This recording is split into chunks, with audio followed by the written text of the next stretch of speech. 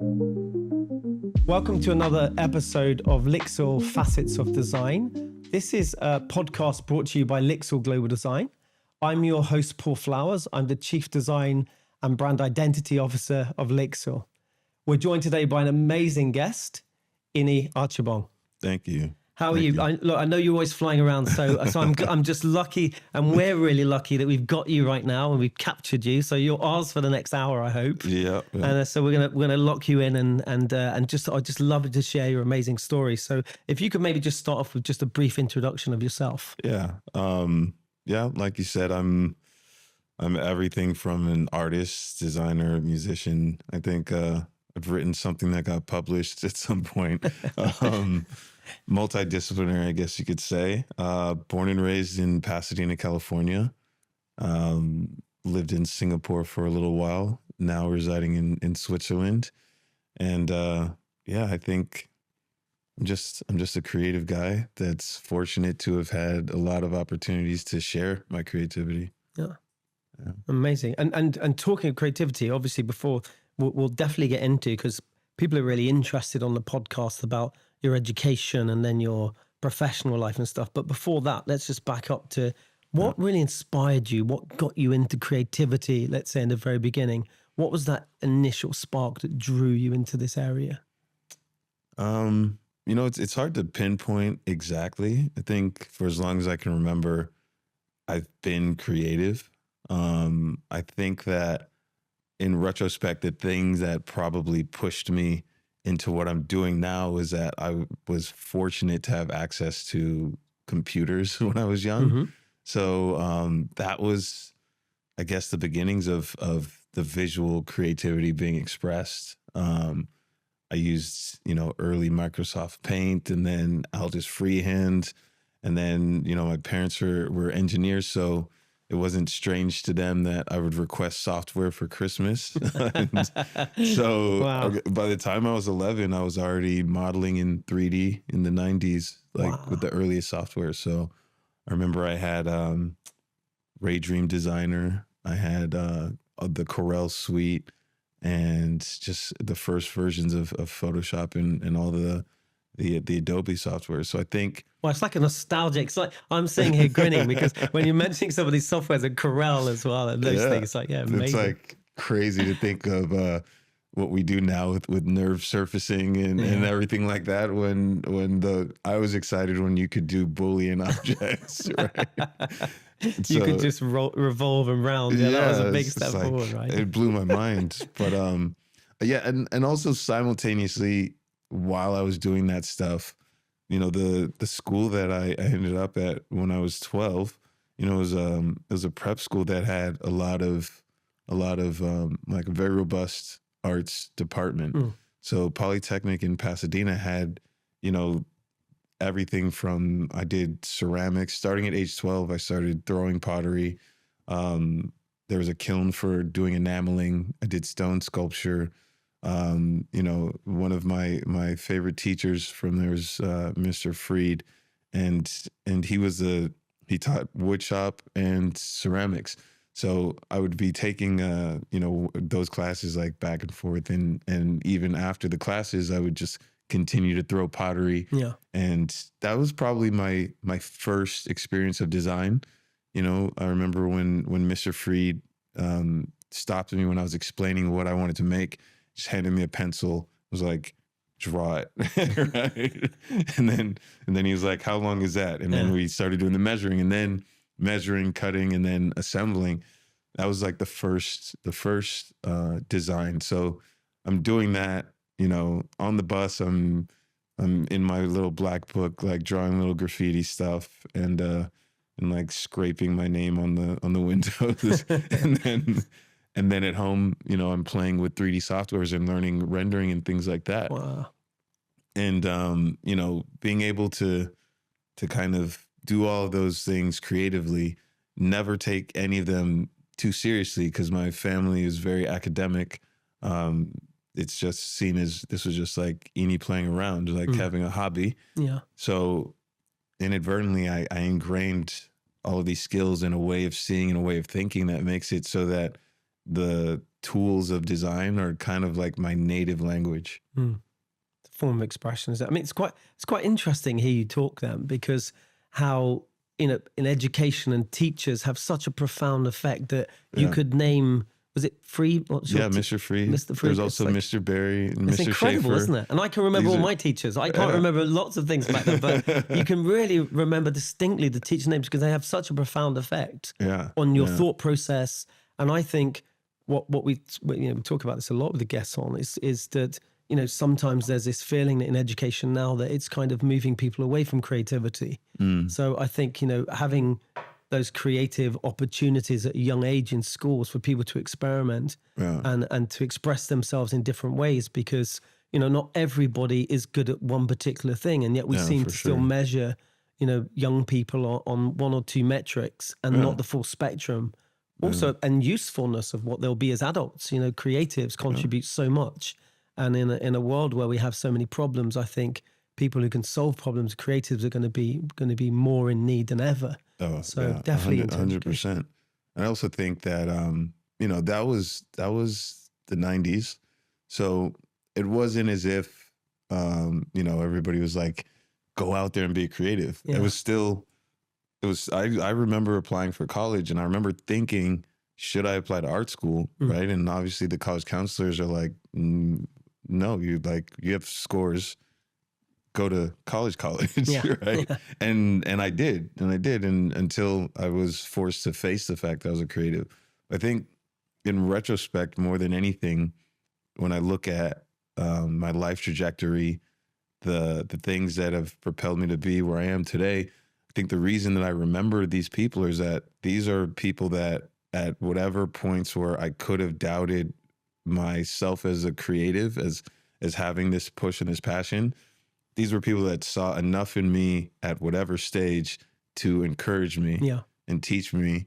And, you know, in some cases, I remember Mr. Barry had his art studio. And once he found out that I was getting into some of these softwares, he started putting, you know, more softwares onto his computer. And I could just sit there, you know, while my older brother was a basketball star. So he was, you know, working out, practicing after school, and I'm, you know, in middle school, and I could just sit there in Mr. Barry's office basically and play with these softwares and teach myself, you know, at the time. And again, now I'm an adult, and I think, you know, he didn't have to do that.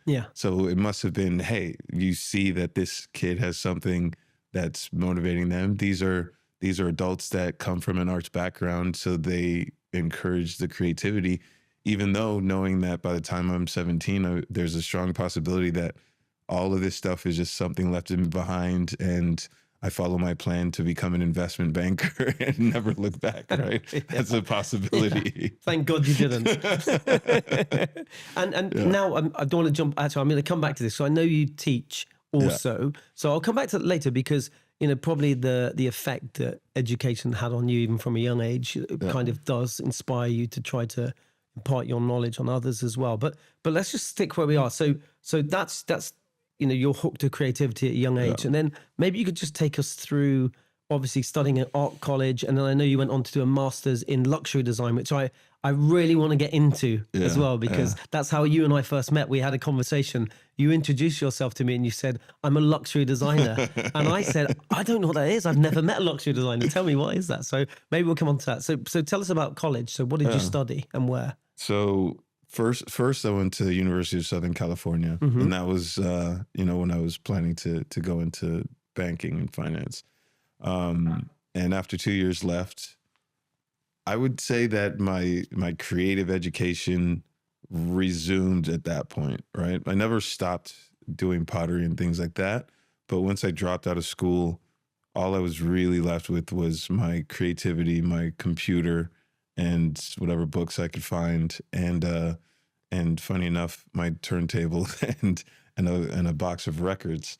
So at that point, my life was teaching myself how to make beats, and teaching myself whatever I could learn about architecture. Because at that stage, I was doing I was continuing to do 3D modeling and making 3D renderings. And while I was in school, I saw that my friends that were in the architecture program Yeah. were trying to learn CAD. And I'm like, well, I've been doing that since I was 10, right? and, uh, and I started thinking, well, maybe that's the direction I'm going to go. So started collecting books. The first one being Tadeo Ando's Complete Works. Wow. And then kind of furthering my creative education on my own. I also got very into like spirituality and the cathedrals of all things, Gothic cathedrals. And from that point, I started to see the path of channeling, the gifts that I'd been given into something productive for other people, right? Before, I thought of my career as, what am I going to do to make money and, date models in New York? And that's where banking made sense, right? Yeah. But then when I started thinking, I've always struggled with the conformity and fitting into the box of all the things that would be necessary to finish this form of college and maintain a job. B, this creative passion that burns inside me is there for a reason. So, that, I guess, again, with tapping into my spirituality, led me to the realization that my creativity was best used in service of all others. And that's where I started getting into the sacred spaces and starting to develop an understanding of what it means to create for people. And I saw architecture as, if you imagine that somebody's life is contained in a singular image or painting, completely compressed, architecture would be the frame around that painting, right? So I started to think, if I use my creativity to create the backdrop for people's experiences to be formed, then I could have a positive impact on people the same way that the church had an impact on me, and that cathedrals had impact on so many people, and Buddhist temples and mosques and all these places that had import. I saw that as a path for me. So I started getting into understanding of how to assemble, form, create space. And that took me on a path to really wanting to get into hard architecture, which took me to working for a man named Tony George in Pasadena, in South Pasadena. My first architecture job, he took me in as a college dropout with no experience and just a sketchbook and a lot of ideas. Wow. And he employed me and taught me for about 2 or 3 years, during which time I learned basically on site. It's like I would work on sections, plan sections, elevations of a home or a remodel or a commercial space. And then right after I drew them, I'd be on site with him looking at the stuff that was drawn being built. So for me, there wasn't this like very academic process of like learning architecture, also learning abstract, big idea architecture. It was like really nuts and bolts. Yep. I remember one time he put me in front of one of my drawings and he's like, where does this line end? Right. And and imagine like, you have a CAD drawing, there's a line and it just stops. And I'm like, oh, I don't know. He's like, this is a real thing. When we're out on the site, that line ends there. Somebody stops building there. Somebody walks into where there's no line there. That's a hole. Somebody's falling down, and it's like, wow, that's incredible. And it was that kind of real world education. And during that time, I learned not only hard drafting skills, on-site way of understanding drawing into reality, space, and also working with homes, dealing with people. But it allowed me to have kind of the framework for contextualizing all of my ideas. Yeah. So, I would take the laptop home and using CAD, I would express some of my ideas and my early kind of architectural design ideas until eventually I had a portfolio and applied to the Art Center College of Design. Amazing. Okay. And that's where the formal design education started, because I came in there in the environment design program, which is a design of spatial experience. And I had the intention of finishing that and then getting a master's in architecture. And Because your first course was environmental design, was yes, it? Yeah. Okay. yeah. Okay. And it's weird, like especially back then, the name environmental design, people assume that it was about sustainability or something like that, but it was actually the design of environments, like context and experience, and I guess that's it's experience design. That's incredible. And okay. We learned everything, that every touch point of experience, which is huge because it wasn't just drawing architecture. Architecture you consume with your eyes, right? And then you experience it with how the space is impacting you once you're inside of it. But in this program, you had to go through all the touch points, not just making a space, how's it going to look, but doing the interior, how does that feel? Designing the furniture, right? Designing the doorknob, designing the, like, everything that you had to experience, the brand. If we were doing a restaurant, you had to do the full brand package. We had to do the graphics. We had to do everything. So that kind of gave a well-rounded perspective of what it takes to create an experience. And it also brought me back to the very tactile practice of making furniture. Because everything else is pretty abstract. You're making scale models. You're doing stuff in the computer to make graphics. But then there was one furniture class, and when you get in that class, the only way to pass that class is at the final review.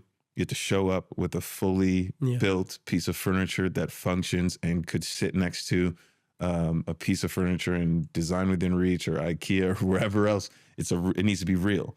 So then that brought me back to the 1-to-1 scale, working with my hands, visualizing something that's tangible and doable, and I stuck with that. I took the same class 5 times.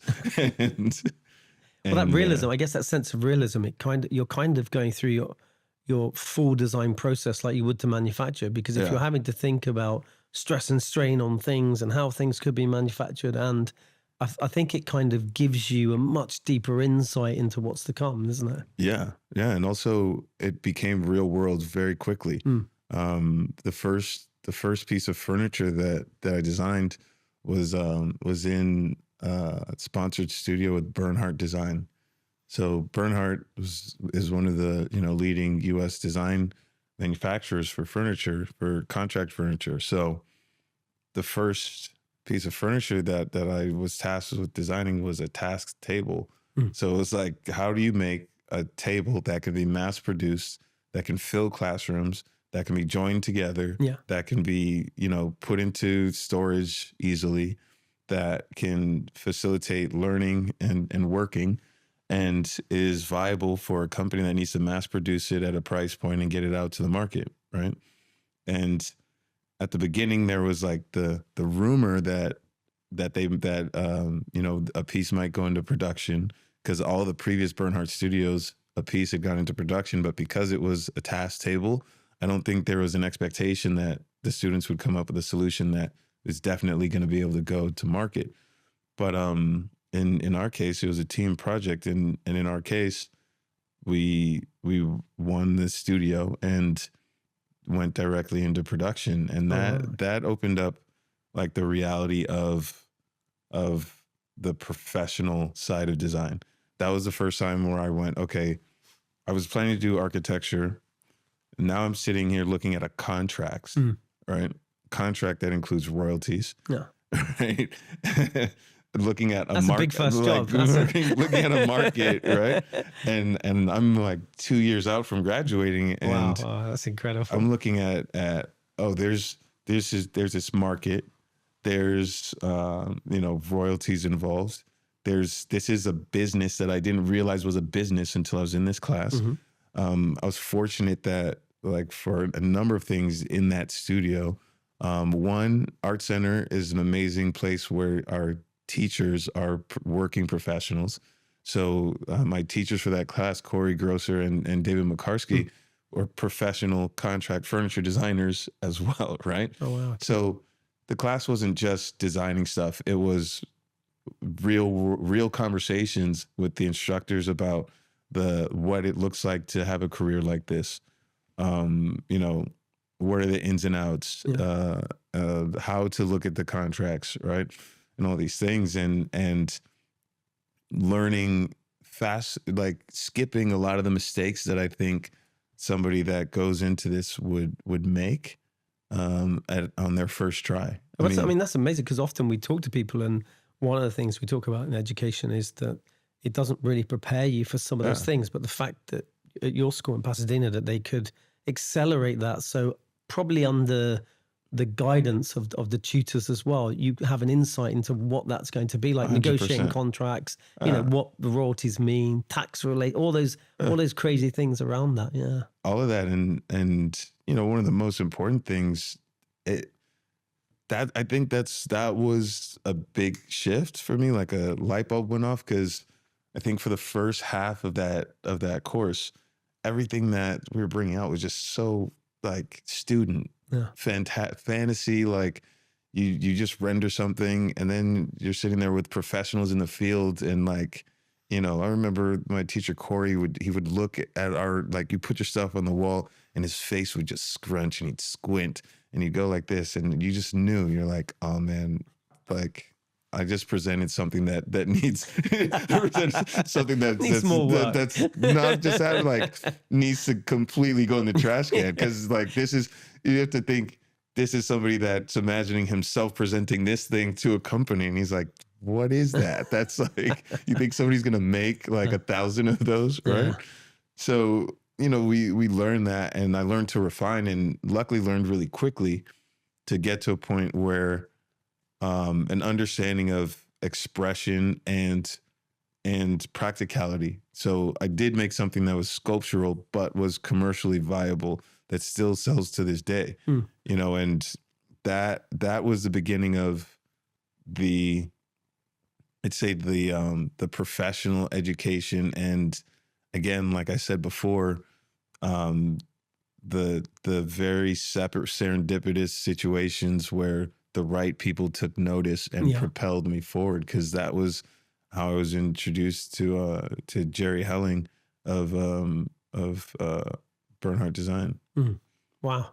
I mean, that's a lot to cover in an education. I mean, where'd you go from there? But I guess some of the stuff you've done, and talking about the professional nature that makes you ready for, because I know you've done and you've worked with museums. So your work, you know, one of my personal favorite places in London is the Victoria and Albert Museum. And I know you've had your work exhibited there, and in the Dallas Museum of Modern Art, and lots of places. Maybe you could just talk a little bit about that, because I think we've never had anybody on before that, you know, has had that kind of contact to those museums and exhibited in that way. Yeah. And so it'd be great to gain some insight from that.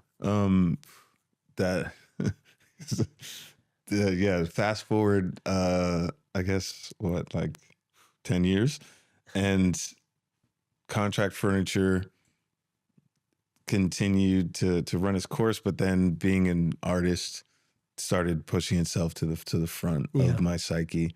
I was inspired by artists like Mark Newson, doing like the Lockheed Lounge, and seeing that there were designers that were expressing themselves. Jaime Ayon, you know, it was like seeing that, okay, I can express myself. So that started pushing me toward making what would be considered collectible design, things that end up, you know, in limited edition, sold in the galleries. And again, another individual that came into my life and propelled me was Mark Benda of Friedman Benda Gallery.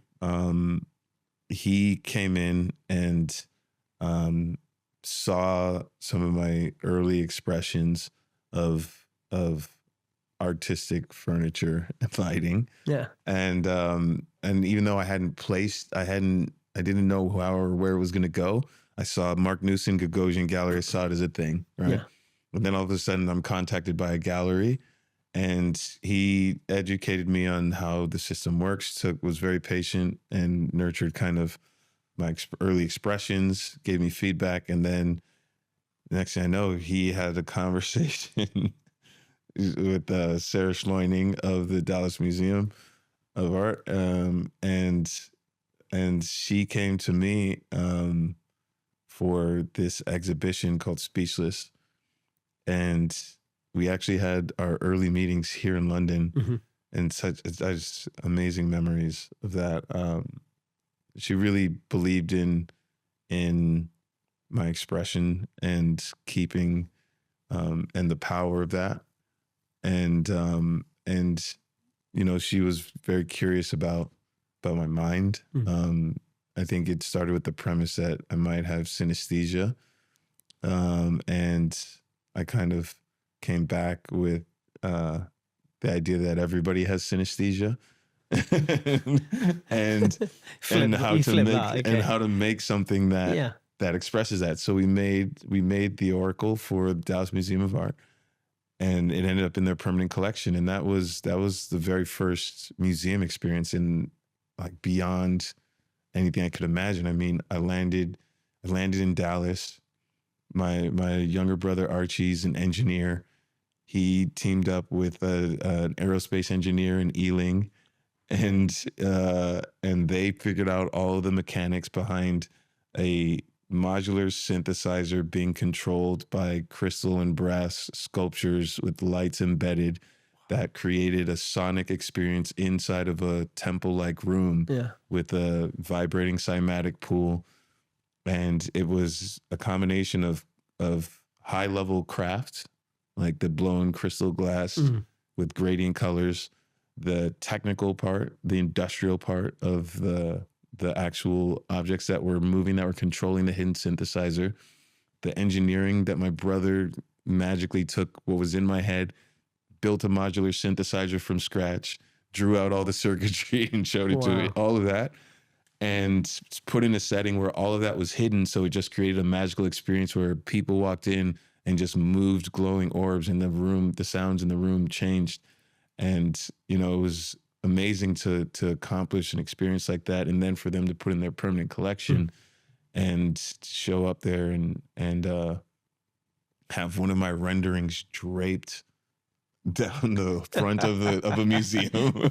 Right? That's pretty special, isn't it? Yeah. It was pretty insane. It was very insane. And that was the gallery introduced that. And then, you know, and then the next one's like the LACMA acquired one of my pieces that I made it at Art Center. Yeah. So one of the pieces that I did in one of my furniture classes ended up in the LACMA. Another piece from Art Center ended up in the Smithsonian National Museum of African American History and Culture, and then I think 4 pieces ended up in the Met. Yeah, and all of that. It's wild because this is like the dream that I had when I was a student. And now understanding more about what you've spoken about your early access to pottery and ceramics, and your obsession. We'll talk about this later. Your obsession with music. Yeah. Let's call it an obsession, right? So you know, and your passion for music. You can start to see how some of those pieces, you know, came together and represent those audio facets. You know, those sculptural ceramic kind of elements of things that have carried obviously through your career. Yeah. It's amazing how like everything that I'm doing now is just kind of like an advanced version of everything I was doing when I was a child. Like I was playing the flute and the saxophone as a kid. The music continues. Yeah. Like having my face glued in a computer screen, 3D modeling hasn't stopped over the past 30 years. That's incredible, isn't it? But I was going to ask, like, what's it like a defining moment? What's the word? In all of these categories that you were working within, what's a defining category? Well, I guess it doesn't have to be, right? It's not a defining category, but what do you enjoy the most? You know, do you enjoy physically making the prototypes? Do you enjoy the sketch phase, the ideation phase in your process? What's the bit that you find the best, or let's say the most engaging, and what's the part that you find most stressful? Because when I talk to people, there's always a part in a creative process that you love the most, and there's a part that, you know, the iteration it could be that just could drive us crazy, where there are so many opportunities and permutations, yet we keep searching for better. And how do we know an excellent and perfection is excellence and perfection? You know, what part in the process is really your favorite? I mean, I would say that when I used to have the benefit of making my own stuff, it would be the making, the most stressful and enjoyable. But, you know, I'm not like an iterative designer. So like when I do sketch, it's out of joy. Yeah. But like my brain works in a certain way where I can run through like 1,000 variations of an idea, or basically sketch them all out of my head, select the one that makes sense. And then once that happens, I can do the first like 100 steps of the SolidWorks process tree in my head before I even sit down, right? Not AI, but human, the human AI. Love that. But it's simply because like that's been my natural, that's been like my language since I was like 10, 11 years old. So when I look at anything in this room, like I just see like revolves, extrudes, and, you know, just kind of how my brain works. Yeah. So it sounds boring and banal, but usually I'll get like, once I get onto the computer and I get into a flow state, I wouldn't necessarily say it's enjoyable, but like I can flow in that state and get through a design. Yeah. And then afterward look at it and really love it. And I think I would say the most enjoyable part is like after the exhaustive process of getting a design out and into the computer, or like into a form. The most enjoyable part is looking at it in the light and seeing the reflections. When it's in the computer, that's when I put the zebra stripes on it. You want to see how the light falls on every single surface, how it transitions, and speed of that curve rolling in. And when I've nailed it, like really gotten it, Yeah. and I'm rotating an object and I'm just watching reflections flow over it, that's very satisfying, very satisfying. And then the correlation of that when I'm working on the collectible stuff or the craft made stuff, it's when I wake up and go into the factory and the piece is cooled down, and it's there, right? Because it's a completely different process when I'm making chandeliers or making collectible things. There's like little to no computer in that. Yeah. You know, like the computer comes into play when we're manufacturing stuff, which used to be my entire world. But now that I'm doing so much more sculptural stuff, that's, you know, you wake up early in the morning, you go into the factory and grab a piece of chalk, draw something on the floor, give some, you know, about this big dimensions. They start blowing the glass. I love and that. you go with the flow. You know, you watch it, you're like, it's too round right there, fix it a little bit. And then when it's right, it's right. And then you hope it doesn't crack when it's cooling. And then, you know. I think that's the beauty, isn't it? If you're doing more limited series of production or artifacts and stuff, you can be more expressive. There can be more of you in the object. So it can be more expressive, but also not just organic in its form, but organic in terms of there isn't an exact end because it's so experimental. I guess you're really forming as you go, and you're working with materials like you do often with glass. Yeah. You're working with materials where the way that thing is ground or positioned can take you maybe an unexpected direction as well. Always. And seeing the beauty in knowing, wow, that's different. That's something else. Always. I think that's the big difference. And another way that I've been fortunate is working with masters. There's an inherent mutual trust, right? Yeah. They look at me as a master of design. I look at them as a master of their craft. Yeah. So they're looking to me to bring some design understanding, and I'm looking to them to learn about their material. So when I'm in, for example, when I'm in Japan and working, you know, in Aomori on lacquer, it's my first time seeing lacquer. The first time I go out there, I don't know I've seen this stuff, but I don't know how it's done. Then I see how they're doing it. And usually traditional craft is done in a traditional way. Yeah. With my industrial understanding, I can start imagining what we could do to take it to the next level. Yeah. So like the piece that was in the V&A, they had never done a piece of that form and that size ever, Yeah. right? Because they've always worked in a certain way that's traditional.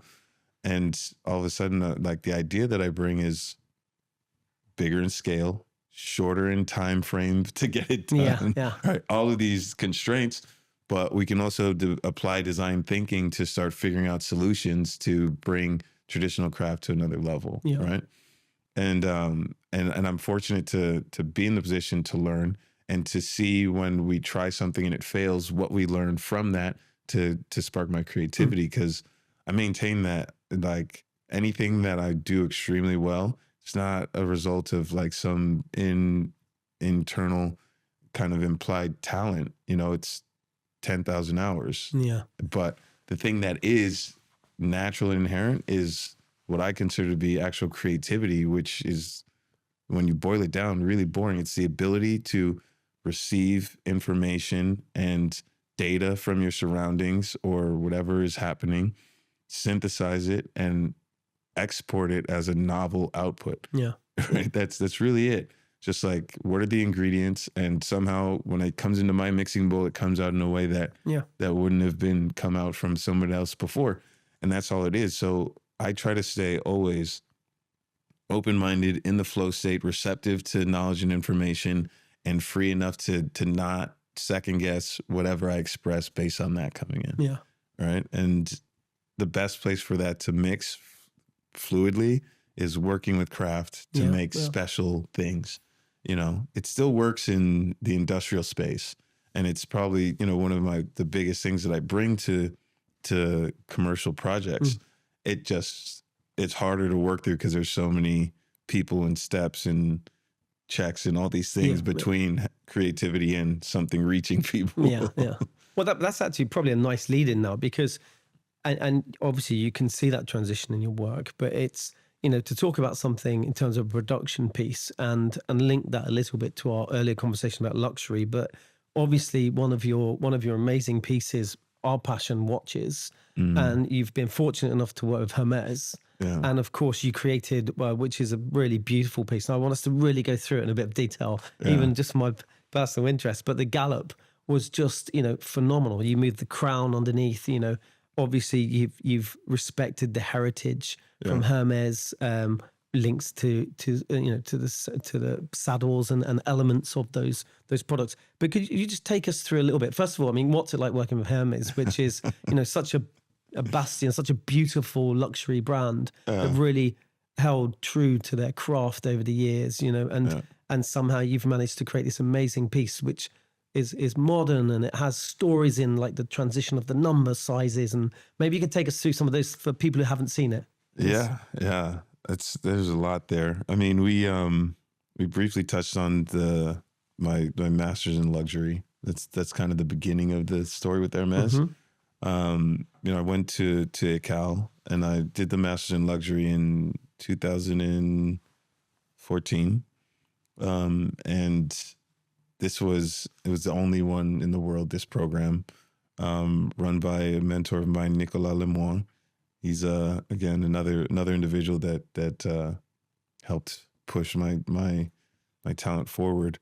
And this school was known to do collaborations with big luxury brands, and Hermès obviously being the number one top luxury brand of all things luxury. You were always hoping that you would get a project with Hermès while you're in the program, and we didn't. So I got introduced to Hermès after I graduated. Nicolas made the introduction, and honestly, the experience with Hermès could be, they could make a movie out of this. It was like, it's unheard of fantasy. It didn't seem real at all the entire time. There's a lot of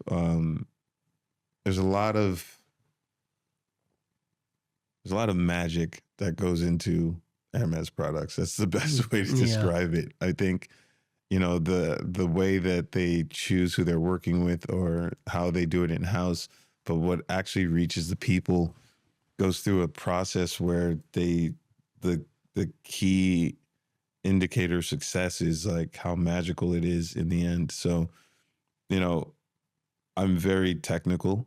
I also had a bit of that artistic kind of left of center expression within me. And I think that's probably what they saw. Yeah. Philippe Delotal,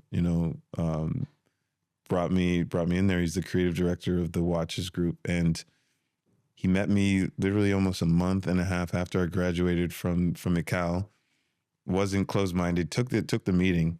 I wrote an email, "Hey, let's get coffee." Took the meeting. Oh wow.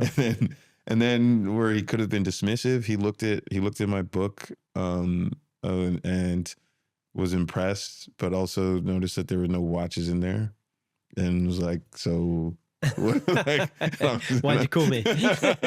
Yeah. I'm like I love watches, and honestly, I would just love to come see the factory. Right? Oh wow, that's cool. So he was like, when you come to the factory, if you have an idea for a men's sports watch at the time, he was like, if you have an idea for a watch, sketch or something, bring it with you.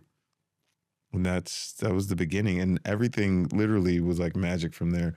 I took, instead of going directly there, spent 3 months working on a watch, right?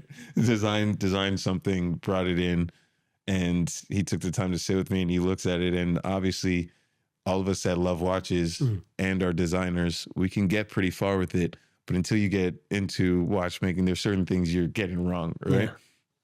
So, he sat down with me and pointed those things out, and I left the PDF with him, and then I had a meeting with him and the CEO, Laurent Dorday, and during that meeting, they said, we have a watch that's supposed to be coming out soon, and we'd like to see your take on woman's iconic watch. We're trying to make the next icon. And that's how it started. And honestly,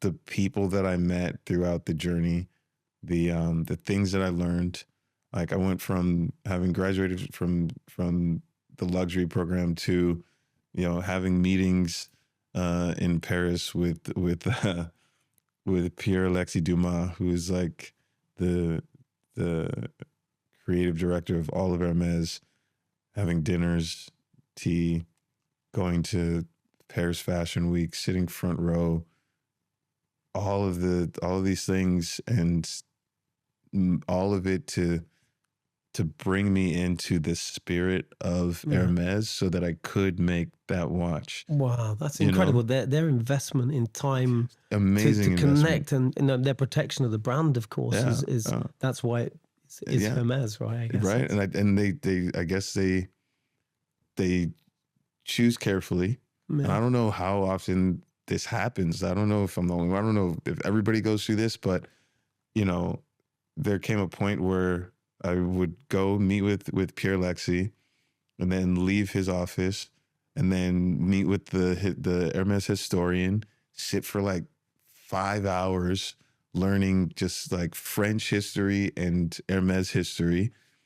And then the next day wake up, go to Pantin where they're doing a lot of the craft work and where they have the archive, spend 5-6 hours in the archive going through like an entire day, just like going through the history of the scarves, looking at examples from each era, looking at saddles, holding the original harnesses that they made, learning about the history of the carriage, like why carriages transformed from, slow carriages to faster carriages, all of these things to just get a better understanding of how to make an Hermès object. Yeah. And wow. In the end, what came out was just natural. It embodied the overlap of myself and the Hermès, where our identities overlapped. Amazing. And all my experiences. Because when we get to the technical part, the way I processed it, having gone to Art Center, having so many friends that were car designers, I realized that Hermès now is considered a luxury brand, but it started more like a Pininfarina. Right? Yeah. So I was looking at it like the harnesses and all these things and the sinuous forms that adapt to the shape of the horse's muscles and all of these things, all have the reason Hermes objects look so beautiful and are so organically sinuous and beautiful because they need to be fast. Yeah. Because like they're making the harnesses for these carriages. So it's stuck in my mind. Whatever I make needs to embody that spirit. And that's where a completely surfaced, completely like there's no edges on the watch, right? It needs to be aerodynamic, it needs to be fast, like zebra stripes. We're looking at all the reflections. We're looking at fast curves. Yeah. We're looking at how to maintain speed. It's like nature. You'll take away all the unnecessary. So you're left with what is really necessary. Pare it down. And also they were always on the cutting edge of technology, but how do you use technology but still maintain the luxury feeling, right? And that's where this whole thing, making it on the computer and taking advantage of like surface modeling, but not making it like too Mark Newson or Kareem Rashid, where it's like, this is a thing of the future. No, it needed to feel like it had always been there, but take advantage of the technology we have now. So that's where like it has a defined form. It's not blob, but it's all surface and organic with reflections, and it's tapered, it's curved to fit onto the wrist in a comfortable way and disappear. It's aerodynamic in a way that because of the way it's shaped, you can read the time when you rotate your wrist and keep walking. Whereas with the watch like this, you have to stop and read it and then go. But with the galop, you can tilt it like this and read it as you're going. And that also comes from the numerals going in force perspective up the dial, like being curved to match the shape of the case. And like all of these considerations that went into it, like it made it as much an Hermes watch as it could possibly be. And again, and that crown at the base, because I've got a problem with it. Whenever I wear a watch, I always get this crown. So, obviously replacing the crown, how challenging was that when, The challenge was met by Philippe and his team. So like for me, imagining it was imagining it. Now, like, this is the other thing that's amazing about Hermes is that, they are so respectful of the creative that challenges presented by a creative expression become challenges for them, not challenges for me, right? Some are our challenges, some are their challenges, right? Yeah, so like a lot of times a company will say, that's going to be tough. You need to find a different way. And with them, it was more like that's the spirit. That's correct. So we're going to find a way to make it work, Yeah, I think that's beautiful. And that's quite rare because, I personally have worked obviously for other companies and done royalty work as well. But the thing that drew me to working in-house is because you really understand, like you explained with Hermes, you understand really the brand. You really live the brand. You see how it supersedes yourself. You become one with the brand when you're creating for it. Yeah. But also having that access to engineers and everybody that you can get the absolute most because you've got the time and you've got the right resource to get the most from a particular process. Yeah, so you 100%. can push what's possible. Yeah. So that's really I wanted to ask you just another thing. So you were just talking there also about the Gallup watch, which is about, it does represent speed and that idea of taking away all the unnecessary, which if I look at a lot of your work, I wouldn't say it's minimalist because much of it's organic, but there's such humanity in there, but there's also a real refinement to taking away and sometimes that anti-form taking away creates the form in itself. But I know you did a collaboration with Brown, and Brown, of course, I know you like Dieter Rams, but I love Dieter Rams' philosophy of, in German, it's a weniger design wie möglich. So as little design as possible. How does that sit with you, the kind of Brown? And it'd be interesting to know what your collaboration was with them. And did you get to meet Dieter Rams and or? No, Dieter Rams actually came to Art Center. So there's that opportunity. Sounds like the Art Center is the place to be, right? So it's I mean, if you're in America, I think so. But no, I think of it as essentialism, not minimalism. Mm-hmm. I think there's a point where you meet all the essential. But for me, I think a major function that gets overlooked is how the human spiritual connection to objects and things around us is a function to me. So there's always a point where you can get minimal to where it still has an effect on somebody. And that's the point, right? Yeah. Because when you get minimal, then you usually take away that part too. But if you don't take away that part, that's where like the form language comes in. That's where, you can't take it. Like I try to make things where if you take something away, it's not doing its job. And if you add something, it's doing too much. And so, it's right where it needs to be. I love that. Essential, not minimal. It's perfect. It's like, what is essential? Yeah, and, and again, Hermès was a good education for that, I think. And also, just understanding luxury in itself. To me, the education in luxury was understanding that the KPI of how magic is it, right? So like you can't achieve that without touching people. And then to take the approach of, there's the approach of maximalism and embellishment, but then there's the approach of like, just if there's one thing that we can't escape as humans that are looking at objects, it's the fact that light plays a major role in how we consume the object. So to me, I've chosen to play with light. Yeah. So a diamond in the dark, okay, doesn't really have the same allure, does it? Exactly. So I'm like, okay, if we're playing with light, then it's all about surface. It's about color. It's about transparency, translucency. It's about reflection and refraction. Yeah. Like I try to keep boiling it down, and reducing. And that's why glass has become such an important medium for me. That's why I'm always going to be a big fan of smooth and shiny. Right? And anybody who hasn't worked in glass, like you have, like we do lots of ceramics, of course. And just to know, it's a really tough material to work with in terms of, you have shrinkage, you have obviously fragility of the thing, you have particular sizes you can go to. So it's quite a humbling material to work with, isn't it? Yeah. Especially after the first few times something cracks on you. There's glass. I think I love glass.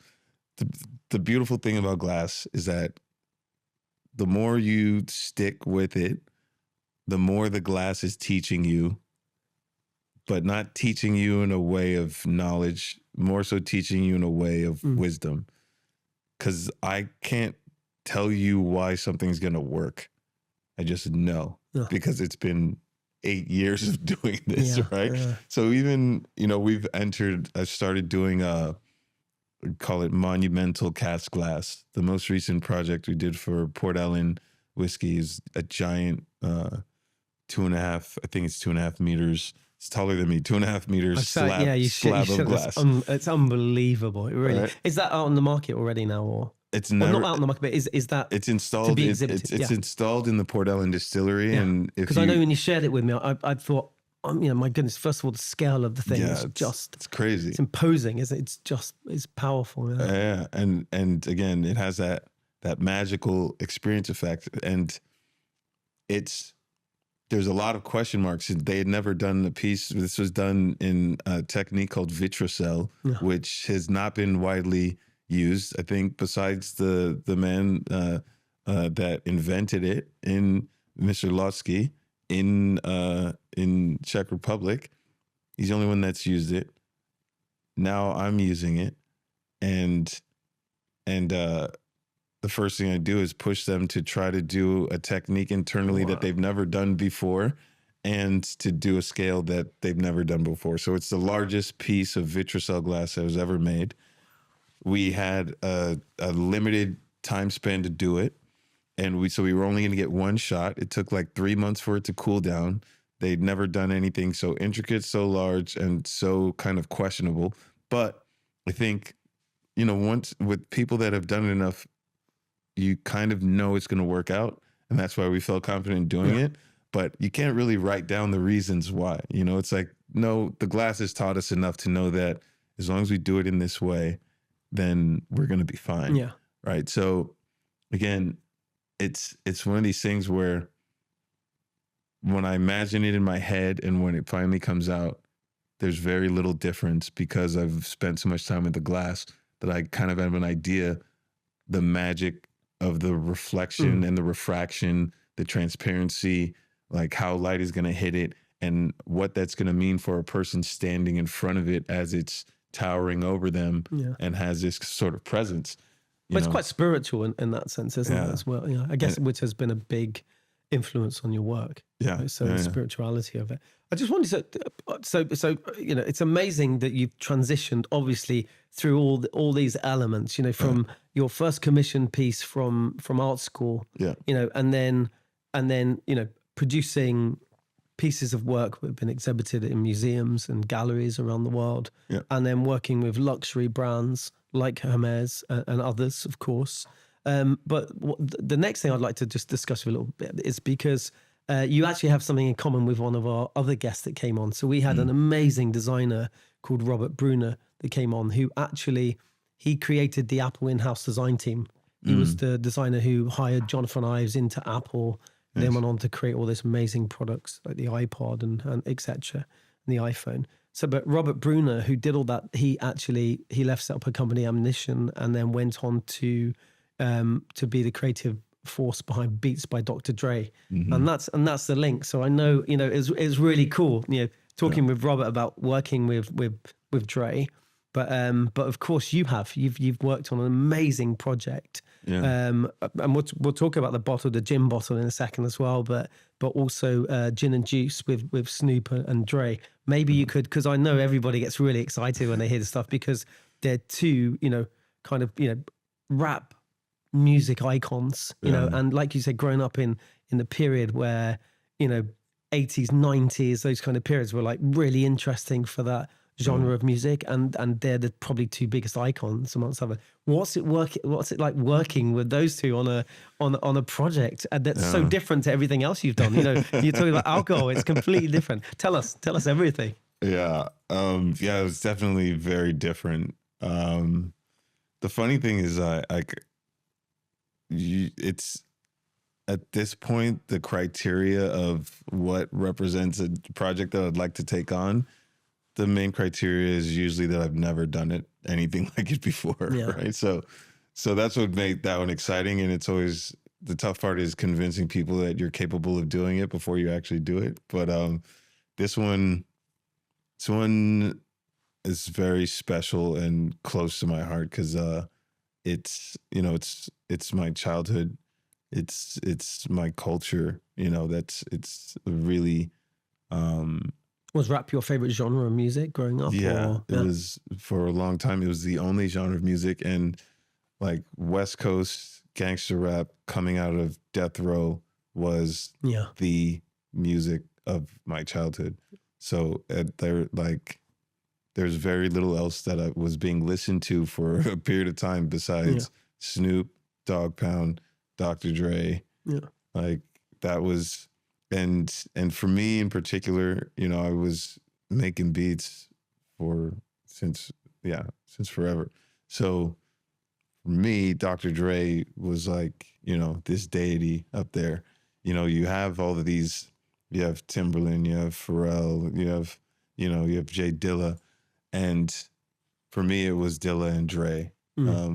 And I loved Pete Rock. I loved all I had favorite producers at different times, but I think Dr. Dre was always a standard that I related to, because the same thing that you're saying about what I call essentialism in design, I could feel that in his music where, the snare is exactly where it needs to be and it sounds exactly how it's supposed to sound. There's not extra and there's not less, right?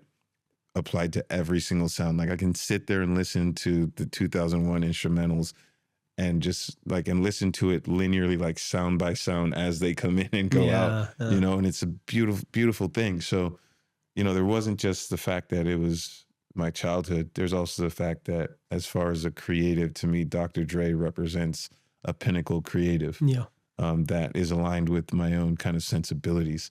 So that project, again, like all the other ones, it's all about somebody believing in me when, I hadn't given necessarily the evidence. So a mentor of mine, Mark Byers, he, we met during a time when I was working with Logitech, and he was the general manager of Motown Records.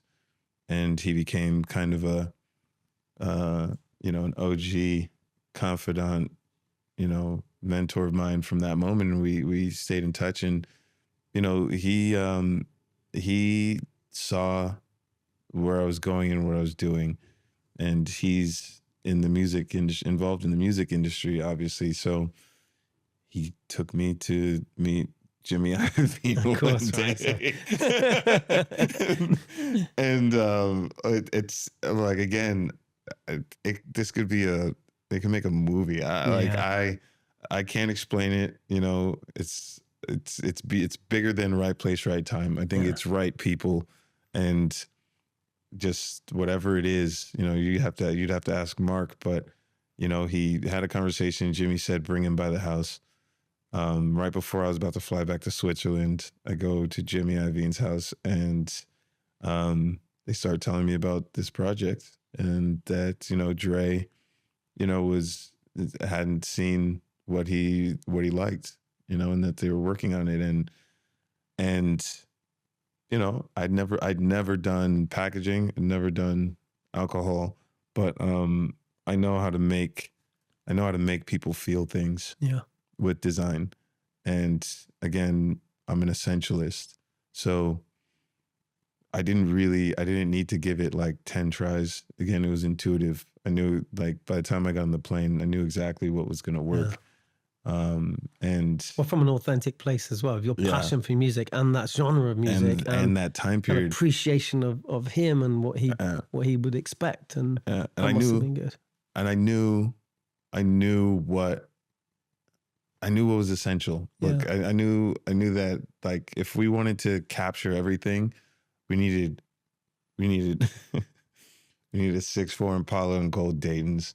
You need a parental advisory. Absolutely. And you need the name Gin and Juice and Dre and Snoop to hit you like an emphatic title of an album, or like big bold print on a party flyer stuck onto a telephone pole off the side of the 110 freeway.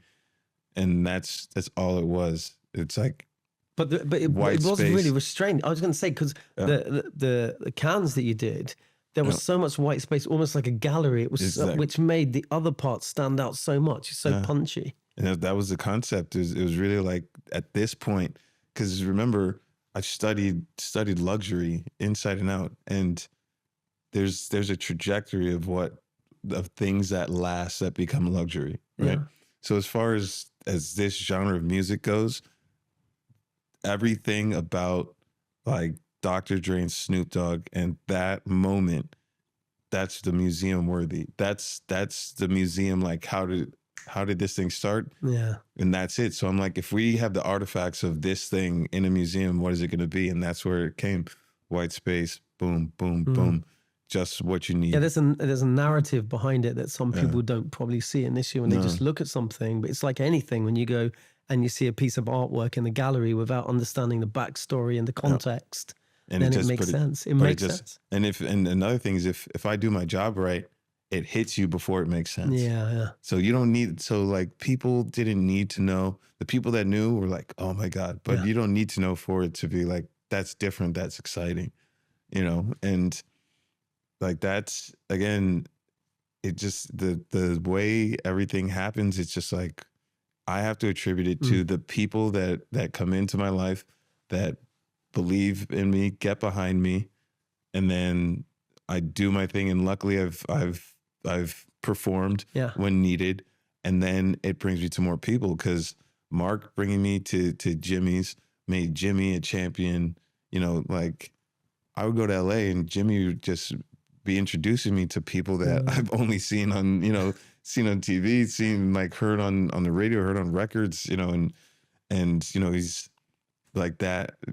Then he becomes a champion, and then, like, impressing Dre, like, nothing compares. Like, a seminal moment in my life is when the launch of Gin and Juice, the cans, when we put that out, it was a big party, Super Bowl party in Vegas. And I came to Vegas with the first prototype of the still gin bottle tucked in my bag. And I went up to Dre's suite, you know, and it's Dre and, you know, his GM Ashley and his family and people there. And he's like, what's up? And I'm like, I got something. Right? Wow. And pulling out that bottle and having his reaction, you know, again, it's like there's nothing that compares to that. And then Dre's a champion, right? And then Dre's like, Ini's that guy. He's got the goods. He knows what he's doing. And I guess that's your mark of respect to them, is that through your craft, you can only match their intensity, their quality levels, their quality standard. Also, I think some of those inbuilt references and meaning and symbolism that obviously resonates well with him in this case. Yeah. But that's what you can, I guess, that's the most you can deliver really is at that level that you deliver the Ini version of that, right? Yeah, so and deliver. It's incredible. Deliver the overlap. Again, it's back to the Hermès thing. I learned a lot of this during the studies of luxury and working in luxury. First, I learned that what it takes to perform in a luxury space can be applied to any space. Yeah. So what I did with Gin and Juice and Still Gin, it's just a luxury approach to products that are mass produced, right?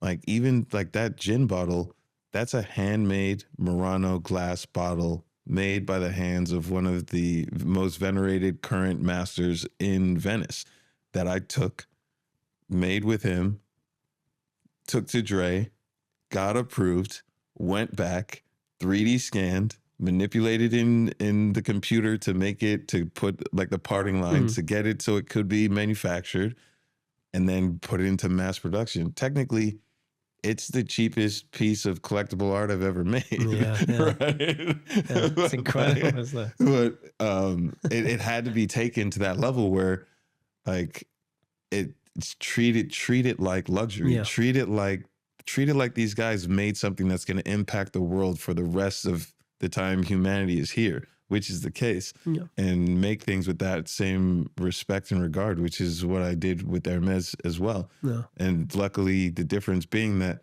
for Hermès, I had to learn so much about that culture. With this stuff, I'm like, I lived that culture. I know exactly what type of bottle, like the guy who's that guy in the neighborhood who has the lowrider that has the plush interior that's going to have a bottle sitting on that plush interior. I know what that bottle needs to look like, right? Yeah. I know what that needs to look like. I know how it needs to feel, and I know what's going to make people feel like they're that guy when they have that bottle, right? So it's really just a luxury approach. And it's that translation, I guess, which is amazing, which is, you know, you have luxury, like you say, you create that even in the luxury process of Murano glass, hand built, the exact same process you would any, you know, object of one. Yeah. But then making that mass luxury, you know, kind of affordable, because that kind of that concept of making luxury more accessible to more people, because you can still have aspirations to, you know, aspire to those higher things, you know, and I think that's really amazing when you can distribute that to more people. I mean, it's one of the reasons why I became a product designer of mass produced goods, because I wanted to try to put as many goods in the hands of people that would really transform their lives, maybe in really small ways, but something that really transforms people's lives every day. You know, and you know, and obviously we produce things at huge volumes, you know, and 1 billion people a day use our products, right? But it doesn't mean to say it can't be with the same love like you spoke about, and the same beginning and that same desire to make that perfect transition. So that's I think also what people get wrong is like luxury is a feeling. It's not rarity. Something that's rare is something that's rare. Something that's expensive it should be expensive because it's rare. But like there was a time where you would eat with the spoon and fork that was made by whoever was the best smith in your town. and it would be amazing and beautiful because that dude was that guy. He was the master. Yeah. Right. So it wasn't like it wasn't rare. It was like everybody was just experiencing the best thing. Right. And it gave a feeling. So again, the KPI of what makes something luxury is how much magic does it inspire inside of a person. And if it does that, that's luxurious. Yeah. It doesn't matter how much it costs. So if you can proliferate things that have that grant that feeling, then there's a lot of people that are getting that feeling. Yeah. I think that like music has been able to be one of those things where it like it feels like you listen to Watch the Throne, it feels like luxury, right? Yeah. it just does, right? And yet it's accessible. And it's fun. But you're right. It's an experience. It's a feeling. It's a feeling. And the more people can have the feeling, I think the better. Yeah. It doesn't change that there's some things that you can only make certain numbers of because now in a globalized world with global access to things, you know, we also have global access to the masters, and they're just not making stuff for the local area. So they can only make so many. Yeah. Yeah. And that's a way to amplify also what they do as well, which is lovely. But I think that's a really nice transition, let's say, into what I wanted to talk about next, which was, I know you've exhibited in Milan many times. Yeah. And Milan's something that's particularly important to us. We exhibit there every year because the kind of audience that's there, it's a very influential audience, but it's the biggest creative event in the world still. What's your take on Milan? Do you go there for inspiration? Obviously, you go there to exhibit. You came to one of our exhibits a few years ago. I remember you came and dropped in and saw us. Yeah, it was amazing to see you. What does Milan mean for you? Milan has been extremely important in different stages of my career. When I was a student making furniture, Milan was aspirational. Mm-hmm. I met Marva Griffin during that time period, who runs Salone Satellite, which is the place where young designers historically have been discovered. Yeah.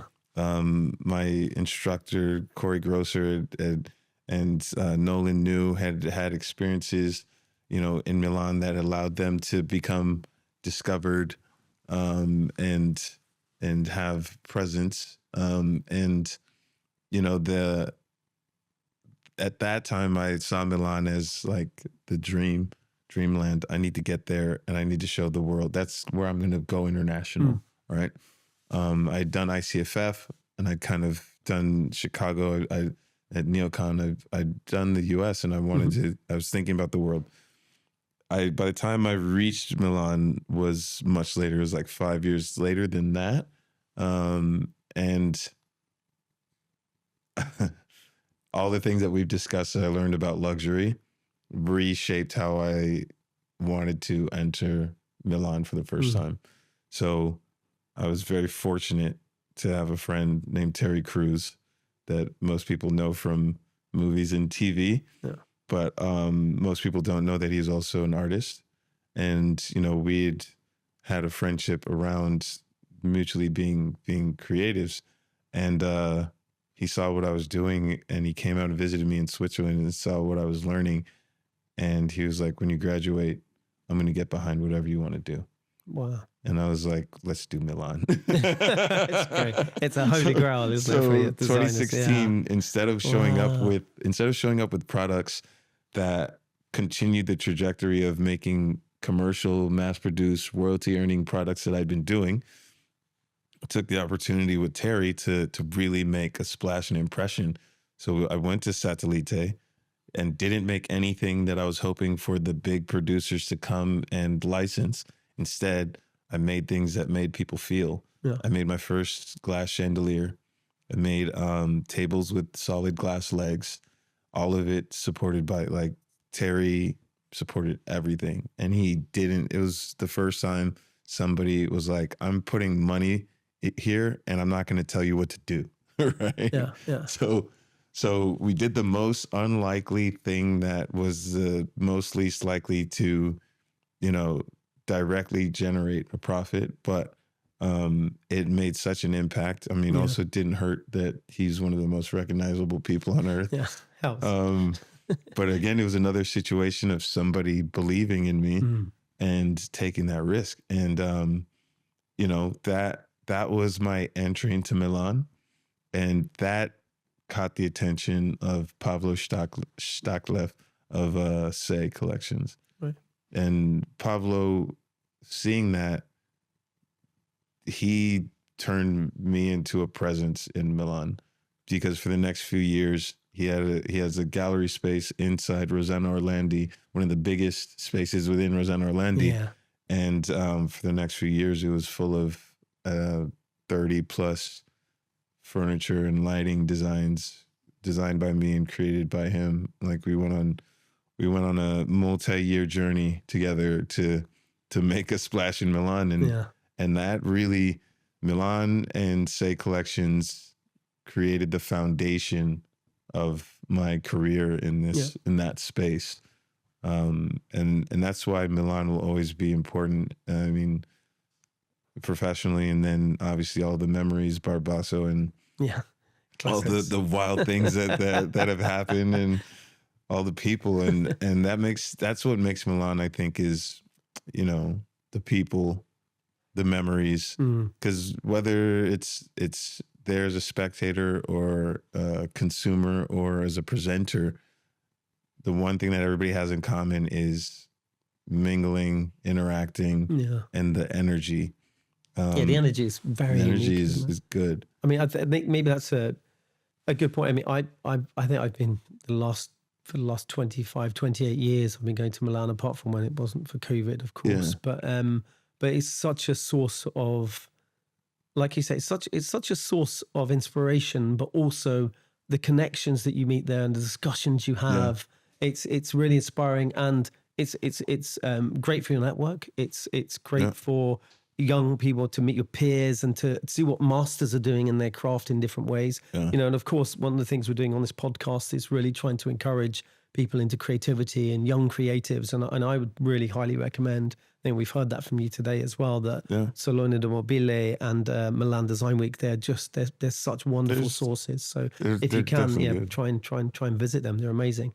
On that note, I just want to ask you, if you could, look, you've done so many things and you've met lots of different people. You've explored so many facets of the creativity. What advice would you give to young creatives now coming into this kind of area, this of creativity? What advice would you give them to get their first footings in their new future? I think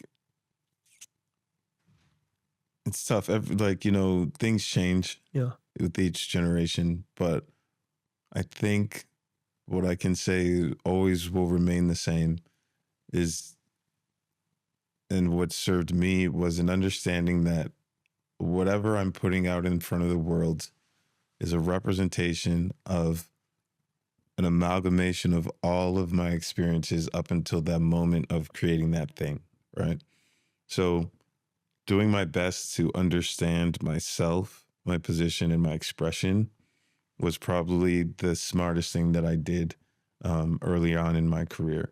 Because, especially now, it's going to be harder and harder to stand out and have an individual perspective or take.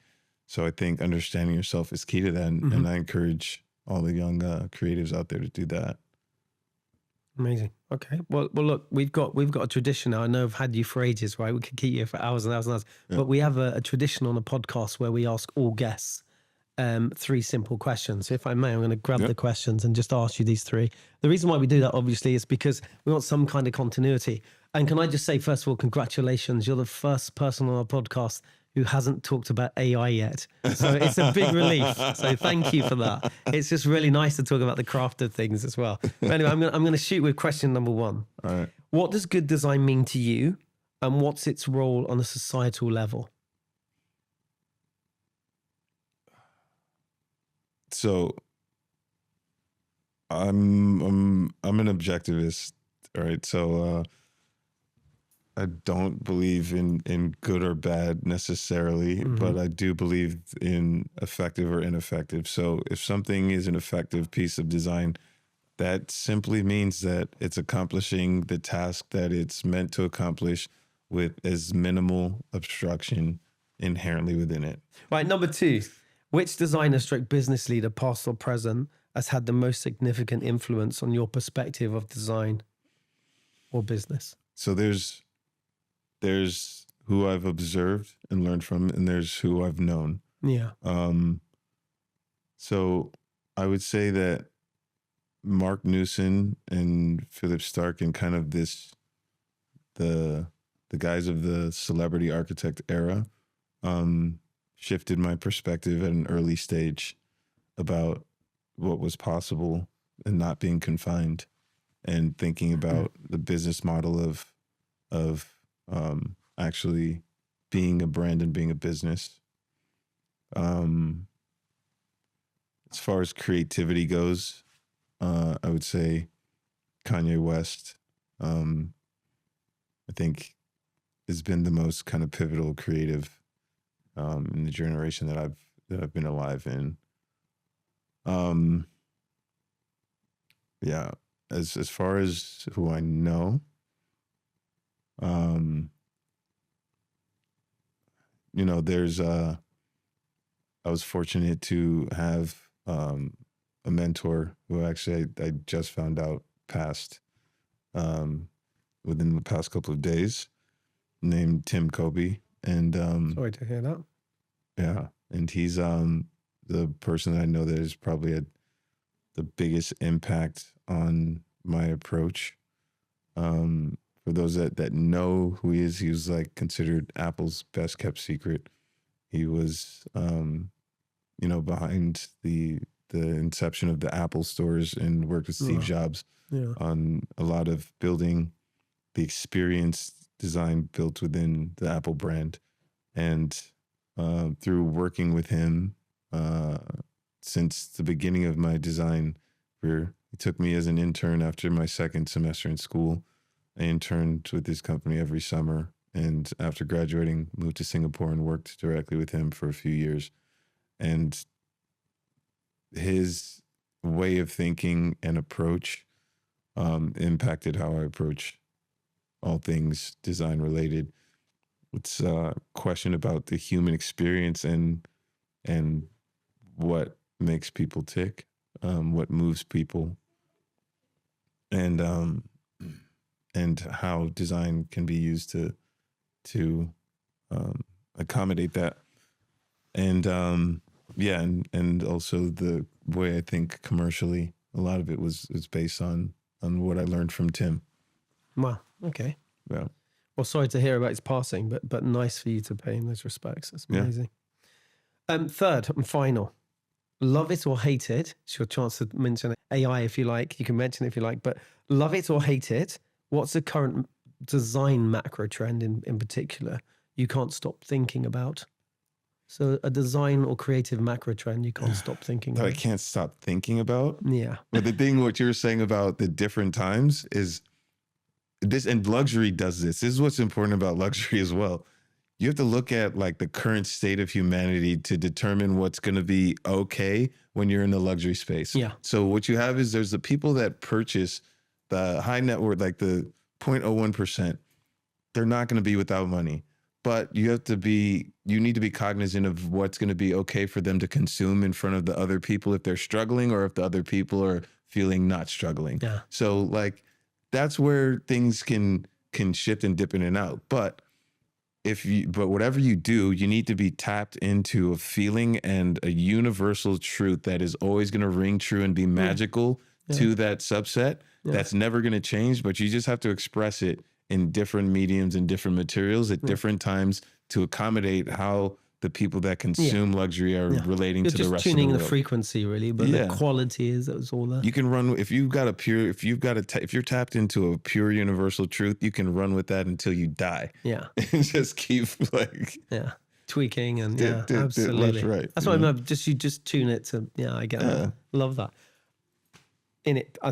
Thanks so much for giving us your time. I think for people who tune into our podcast, this will be really insightful. And I think, like I said, because the dynamic nature of your career, you know, this is the whole concept behind facets of design. Yeah. And I think you embody almost all of the facets that you've done. You write, you play music, you've done stuff, you know, small individual one-off things that have been exhibited in museums, to mass produce furniture. And I think, you know, sharing some of those insights with people, I think, and your interpretation of what quality is, and your journey, and meeting so many interesting people. And I think also demonstrating what a phenomenal career, you know, and the more people we can steer away from banking, I think it's not a bad thing. But I think for people, we need bankers. We really do. We need the finance. Some of them buy my stuff. Absolutely. So bankers are good also. So I get that message. But for us, I think it's the purpose of this podcast is really to inspire people. And I think